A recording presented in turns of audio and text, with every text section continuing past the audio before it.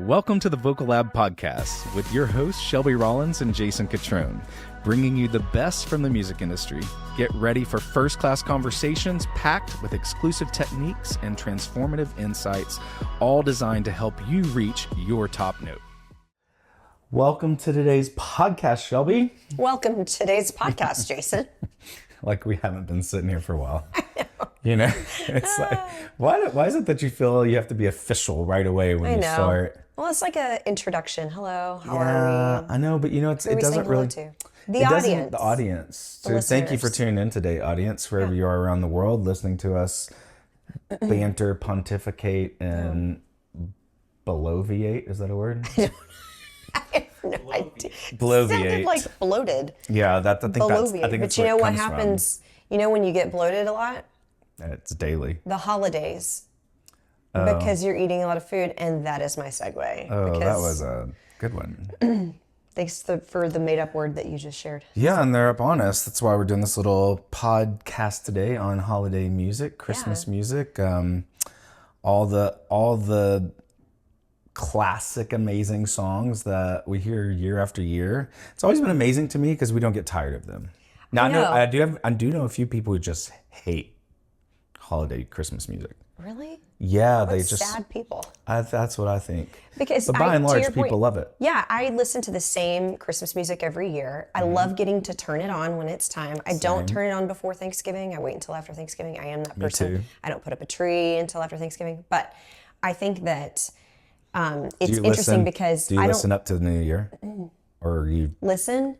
Yeah, and then I'm done, and then I gotta be done same. because I need the break of like the next 10 or 11 months before I'm going to do it again. But it's funny because there's no other seasonal music, if you will, that exists that you're going to listen to only at this one time of year. It's so funny and interesting how Christmas music has its own genre and it's a moneymaker. Oh, well, for sure. And I think historically it's been, because it's been a moneymaker and because it found such prominence in the, I'd say into the 50s, 60s, beyond. Right. And it's been a universal holiday by and large around the world, where Halloween has not been so celebrated around the world until more recently, right? So Is it really? I don't even know. Yeah, it's a more American holiday. I kind of want to go to the countries that don't celebrate it. I'm the biggest fan, but that's... But I did see the other day, there's a guy who only makes Halloween music, and he is making millions of dollars every year. Like, I don't know what he does. I didn't listen to it, but like kind of stuff. He just writes songs about Halloween. Who listens to I don't know. That's not why we're here. But back to Christmas. I mean, it has been a huge moneymaker. Yeah. But it's also it's a throw to nostalgia. It's tradition. Sure. It's family. It's familiar. Yeah. It's ooey gooey cozy. It's all the cozy. things we want it to be. Cozy. And so we look forward to it every year because it is a not only is it a time of, by and large, historically, all of us coming together universally, but especially as families and friends. Right. It's so seasonal and it's leading into the passage into the new year. So I think all these things combined, we have learned to love and look forward to this music every year. What's your favorite? Do you have one? A favorite song? Favorite song? Or favorite record? I do have a favorite record. Okay. What? For the last probably 5 years has been Michael Bublé's Christmas record. Oh, fantastic. I love it. My kids love it. They always like the Jingle Bells, his version of Jingle Bells, where he has the sisters, that sister group. I forget their name. I forget the name too. Something sisters. McCreary like, sisters? Hello, Mr. Bublé. In the recording. That's a good record. I like the whole thing. It's a great record. This was 2018, I think. It was 17 or 18.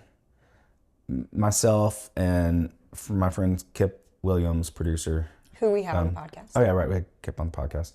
And Rolf in Norway, friend. We were doing this. We were doing annually a big music expo in Oslo, Norway. And in the spring, we were doing songwriting camps, where we would bring writers, a couple publishers from the States to write with Norwegian artists. And so it was the top of the year. I was living in LA then. and Rolf and Kip had flown in. We're doing meetings, taking meetings, see who are we going to bring this year to Norway. And so our first meeting up was with Kate over at Warner, LA, at the main headquarters. And this is before they moved downtown. And we get there, and I think it's like, I want to say it's like January 4th or 5th. I don't know, right? It's her first day back, everyone's first day back at the label. And we get there, first meeting, like 9 a.m., 10 a.m. And only person there is security guard. So we're sitting there waiting. She gets there and everything's dark, right? No one's there yet. And so she walks in, she turns the light on in her office and she's like, hey, I'm going to get us all coffee. She's like, oh, lights are on. Thank Mr. Bublé. Once again, every year I always say, how do we make enough money to keep this label open? And then Michael Bublé does Christmas again. And we make enough money for the year. Those were the words out of her mouth. That's crazy. It's crazy how much money that one record makes him and that label every year. I mean, and just through streaming too. Well, totally. Really. But to and that, licensing, I'm sure. Well, he does. It's also licensing, but that record actually sells copies, physical copies in Walmart and Target and store, like random gas stations and places. That's one of the records vinyls that people still buy, CD and vinyl. It's crazy that people still buy CDs. I'm sure that's his biggest record. I'm sure he makes more money off that record than anything else. It was for him, it was for Groban, and it was for Bocelli. It's their biggest records is the Christmas. I wonder if he makes more money on the Christmas record than he does on The Voice. Ooh, now that's a good question. Isn't it? Yeah. Carlos is our fact checker. Carlos, our producer. And I would like Carlos to find out for us. That goes, the biggest song now, right, is what? At Christmas. Well, I mean, Mariah Carey's All I Want for Christmas. Mariah Carey, right? All I Want for Christmas. I mean, I remember I don't remember what year that came out, but I remember it being huge when I was in middle school. Okay, this was like late 90s. And that song came out, and I remember in my show choir, a girl was like, that's the song I'm going to sing for my solo at our Christmas performance. And I remember thinking, that's ambitious. But she did a good job. But we're in middle school, so your expectations aren't super high for this. But she was a good singer. But I just remember thinking that song is just the pinnacle of Christmas. And that was in the 90s. Yeah, it was in the 90s. And it still is. And I see meme after meme this time of year that it's like, something I think, we're obviously in this very political season, about to have the election and everything. I keep seeing memes that are like, the world is about to end. Can Mariah just like turn on Christmas, please? Or something to that nature. Yeah. Because people still associate that song with like, and now we can start playing All I Want for Christmas. Yes. There's tons of memes about it. Let's kick it off. One of the hardest things in the world to do is write a Christmas song that's a hit. Because everyone likes what's already been. Yeah. And she's one of the few that cut through another song. Christmas movies, I think, are like that too. It's hard to make a Christmas movie that's now like, because I feel the same way about Christmas movies. Elf was one of the ones for me that was like, wow, a new Christmas movie to add to the classics is now Elf, which is 20 years old, maybe 15 years old. And then the new Grinch, the cartoon Grinch has turned into that for my family. So. But it's hard to break through that. Well, I was just saying, in Mariah's case, probably what's made that happen, if you really think about probably the two biggest Christmas songs to break through in the past 30 years have been that song and Mary Did You Know? Mary Did You Know? And for that, I think you think... Who's the original artist for that? The guy who wrote it. Carlos, Mark Lowry, Southern gospel guy. Yeah. Comedian, hilarious. Part of the Gaither vocal band. Carlos connected to that another world of people. Great Christmas artist. To point here first, that's because of the church. That song became very prominent in church musicals, choir productions, solos. Then you had a few big people sing it. I forget who the first big person was that sang that. Do you even know, Carlos? I know Clay Aiken did it right after he won. Did Amy Grant do it? Probably. She's another big Christmas artist. For sure. That happened. And then Mariah, I think you can really thank social media because Instagram and TikTok and influencers really started to make that explode. They were probably I heard this great new song.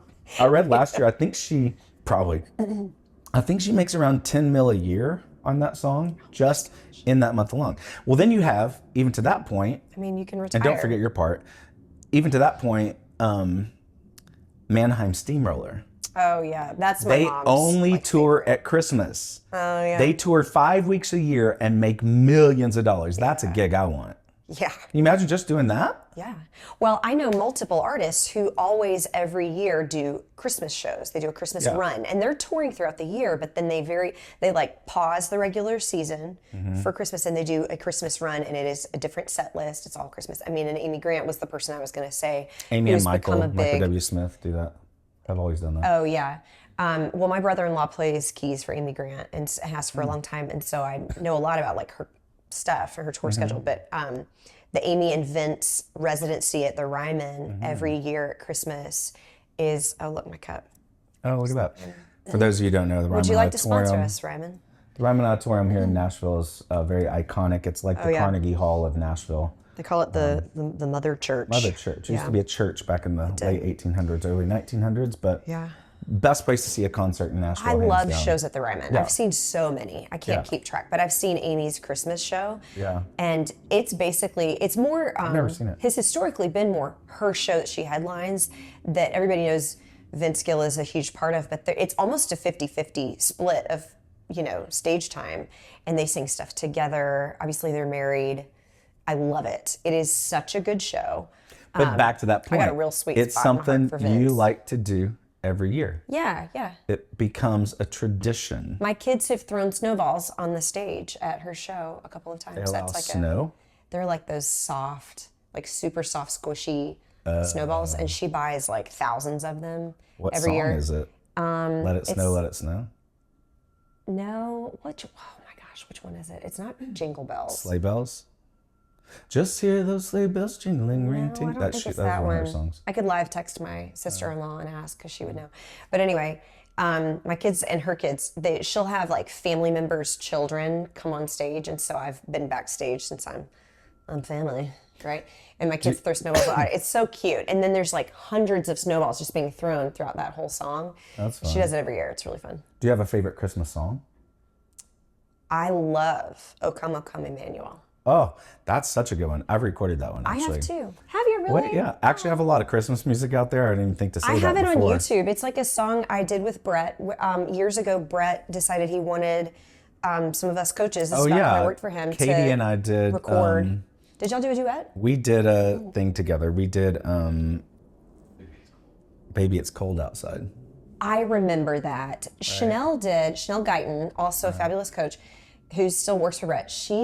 Did she do Mary Did You Know? She did do Mary Did You Know. So funny. That's right. But I did O Come, O Come, Emmanuel. And it's still up on YouTube. I love that song. Yeah, I recorded that on my first Christmas record. I love that song. And yeah, one of my favorites. Go stream my Christmas record. Go stream it. Yeah. It's What's real. your It's favorite very Christmas like cinematic. My favorite Christmas song, I mean, again, it's almost cliche to say it, but it is "Oh Holy Night." But such a good one. It's so good. But outside of that, it's probably by who? Oh Holy Night, sung by. I like. It depends on the day. There's a lot. Bublé does that, doesn't he? Isn't that on his record? I don't think so. I mean, Celine's is amazing. Frank Sinatra. Did he do it? I don't know. Also, any Rat Pack Christmas music. Nat King Cole Christmas. One of the greatest. Puts me in a mood. I wrap Christmas presents to that record all the time. That his tone and his like beautifully laid out simplistic vocal it can't be matched. His voice is so it's incredible. Just so good. But yeah, I actually listen to that one every year a lot. Yeah. And I do. I truly, when I'm like, I have to amp myself up to wrap presents, right? Because I gotta wrap. The wrapping falls on the mom, so I do all the wrapping. Surprised you don't pay for that. And that's a great idea. I really would love to, because I'm not a great rapper, but somebody's got to do it. I can't rap at all. But I'll be like, okay, I do it in chunks, and I will, when all my family is gone, I will pull out all the stuff. I will start wrapping gifts, but I have to listen to that record. I love it. Yeah. Do you have one you just can't listen to? Oh, like my least favorite Christmas songs? Yeah. Christmas Shoes would definitely be up there. New song right there. I know those guys. Oh. Yeah. Well, I remember when that song came out. That made them some Feliz Navidad. Can't do it. What? Oh, Carlos, that's a stab to your This has nothing to do with heritage. the Spanish-speaking community. I just hate the song. Mine is oh gosh. Simply having a wonderful Christmas time. Ding, ding, ding, ding. It's Paul McCartney. Don't love it. Is it just him? It's not just him. Yeah, I don't love that one. Ugh. There's a couple other ones. I'm trying to think of what they are. Did we get a number on Mariah Carey's streaming proceeds every year for that one song? I checked both ChatGPT and Gemini, and they disagree, but it's in the millions. It's in the millions. Yeah. One says up to 1 million. It's definitely says 3 million plus. So it just most people could live off of that. Definitely more than 1 million. Yeah. I was told 10 million last year. Again. And then Bublé keeps the lights on at Warner, you got licensing. You've got. It's Natalie, not just streaming or sales on that. Is Natalie making all of Nat's money now? Like when he's. Well, she's dead too. Oh. Right? She died, right? Did Natalie she Cole. Really die? I'm pretty sure she died too. She was living. She was a Nashvilleian. Yeah. How old was she? They're both died. She was. They're both dead. 65. Oh my gosh! How'd she die? I didn't know this. I don't remember. It's been a few years ago. Oh well. Wow, Shelby, way to bring death upon this holiday special. I was just wondering who's making all of Nat's streaming proceeds every year. I mean, I don't. Hep C. Oh, geez. What's that? Hepatitis. I know, but what is it? That's a. Well, there's let's various talk about kinds. Hap C, which is Happy Christmas songs. Hey. That was nice. That was a good one. Happy Christmas. Do you all have a tradition around a song? Like, do you play a certain song and trim the tree? No, we just play Christmas music. My children really love. What is that song? Do you?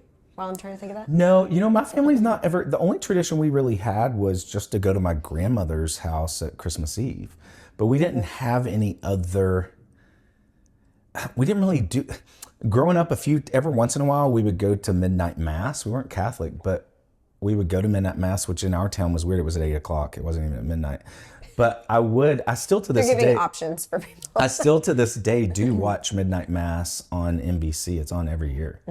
I love to watch it from the Vatican. It's so cool. Yeah. But no, we didn't really have. My family was not really big into like traditions. Like, I mean, I know people, and I'm sure you do too, where it's like there are 20 events they have to do the week of Christmas. And it's like, we're going to Aunt Sue's for brunch on this day. And then we're going to go see the Disney on Ice on Thursday because we do it every year. I mean, it's like down the list. Yeah. I'm so thankful we don't have all that because it's exhausting. It can exhausting. be. And that's not a slam to people who love that and do that, of course. I mean, if it gives you life, do it. Yeah, do your thing. But I find a lot of those things aren't so life-giving anymore as we've all gotten busier. Yeah. You just want to be together. Yeah, and I think maybe that's a great point to bring into this conversation is Christmas really is about joy. It's about peace. It's about hope. It's about new birth. It's about Jesus, for those who believe in that faith. And it's a beautiful time because of those tenets around it, right? Yeah. And so you have all this music that inspires, that encourages, that uplifts. And then we have the gift giving and the tree trimming. And now you have a lot of people who celebrate Christmas that don't really believe in the meaning behind Christmas. Mm-hmm. And then we have, our Jewish friends who have their own holiday, which have you ever celebrated Hanukkah? That's fun too. No, I haven't. And this was always, even a few of my Jewish friends, we've always laughed about one of their favorite Christmas records is, because most all my Jewish friends love Christmas music. It's just kind of part of the culture, but of America. But we always laugh about how Barbra Streisand had one of the biggest Christmas records ever. She's Jewish. And she's Jewish, right? She sang Mary Did You Know, right? Did she sing Mary Did You Know? Maybe. I don't know. She did do a big gospel song. I forget what it was. But I think that's the beauty of it too. Like people of different faiths can come together around this holiday season of hope and peace and joy and new as we look into the new year. And I think it'd be an interesting challenge for our listeners to, as you approach Christmas this year, the holiday season this year, to observe your own tastes and your own leanings when it comes to Christmas music. And then, and I ask my students to do this all the time of like think about what you think about, observe your own responses and reactions to certain things, because I think that those things are indicators of other things that are deeper within us, of why we tick, why we are the way that we are. And obviously that's something that's so profoundly powerful about music, is how vulnerable it can make a person and how exposing it can get, because it just sort of bypasses defense mechanisms and goes straight for the heart, Oh, it really does. And so Christmas music, I think, does that effectively. And sometimes probably as much as anything. Yeah. Right? And it's so nostalgic that we're sometimes just maybe distracted, if you will, by the fact that we just know and love the songs. But maybe this year go a little deeper, go into the why. Why do I love this one? Or why do I not like this one? Maybe it's attached to a memory that's good versus one that's attached to a memory that's not so good. Because obviously the holidays can be hard for a lot of people. Yeah, they're definitely. It's sad for a lot of people because of loss or death or a bad memory. But I think you have a good point there, that another reason why these songs have lasted the test of time and why they do continue to bring us all together is because it is that one time of year and that one type of music, if music really is the universal language, that again collectively during 5 or 6 weeks of a year, we all kind of become one of the same. Right. And whether it's through joy or through sorrow, this one song can take us back to that moment just like that. And it happens year after year after year. Yeah. And I think it's a beautiful point and part of life where we can connect the facets of time to take us back, to bring us in the present, or even take us into the future. And this one cute little song that was written by Mel Torme, you know which one that is? Testing you. That That was Voice. I'm trying to think of what I'm used to hearing him sing at Christmas time. Chestnuts. Oh, yeah. On an open vine. The Christmas song? Recorded that one too, the Christmas song. Yeah. That one song can take us all on a merry-go-round of as soon as you hear memories. The strings. Ooh, I like that. A merry-go-round of memories. You gonna put that on a t-shirt? Yeah, we should put that on a t-shirt too. I think what we're going to have is actually a t-shirt that we're gonna just have says, a t-shirt we're going to put that company. on a t-shirt. That's what the this t-shirt is what's going to happen. Because we say this like every episode. We're going to make so much money off t-shirts that we won't even talk music anymore. It'll be like Mariah Carey's song. We're going to make money off t-shirts. I'm here for it. On that note. Shall we get into the new year? Yeah, well, I don't know. I don't know. This is gonna. I'm excited now about listening to Christmas music. I'll say that. Yeah, for sure. It's got me in the mood, the holiday spirit. Well, the holidays are upon us. So to you and yours, from all of us here at the Vocal Lab Collective, Merry Christmas. Merry Christmas, happy holidays, and a happiest new year. Thanks for tuning in to the Vocal Lab podcast. Ready to join the top ranks of the music industry?